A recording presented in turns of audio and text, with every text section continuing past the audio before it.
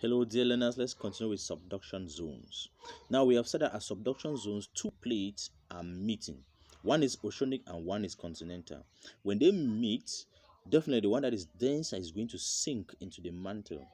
And as it is sinking into the mantle, it is going to cause the continental plate to also have a tilted tip towards the mantle. And at that point where you have the two plates meeting, a V-shaped depression is going to be created. That V-shaped depression is our first landform which we mentioned, and we said that the name is a deep sea trench. The deepest of them all that exists in the world is the Mariana Trench, which is over 11.5 kilometers deep.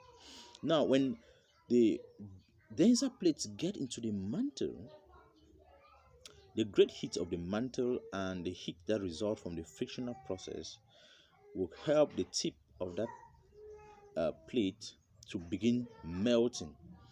As it begins the melting process, a lot of deep focus earthquakes will be occurring within that zone, that is within the Benioff zone.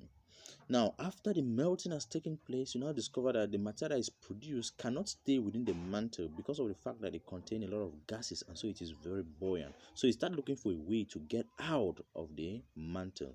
And of course, there are lots of cracks that have been created when the two plates actually meet. So it's going to use one of those cracks or many of those cracks to flow out in a volcanic process, and when it flows out, that material is going to accumulate on the surface of that continental plate, building what we call uh, a volcanic cone.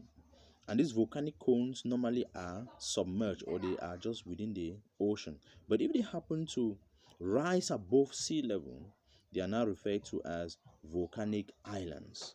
Now, these volcanic islands always occur in a group, and in this group they are arranged in the form of an arc, producing what we now call island arc, which is our second landform.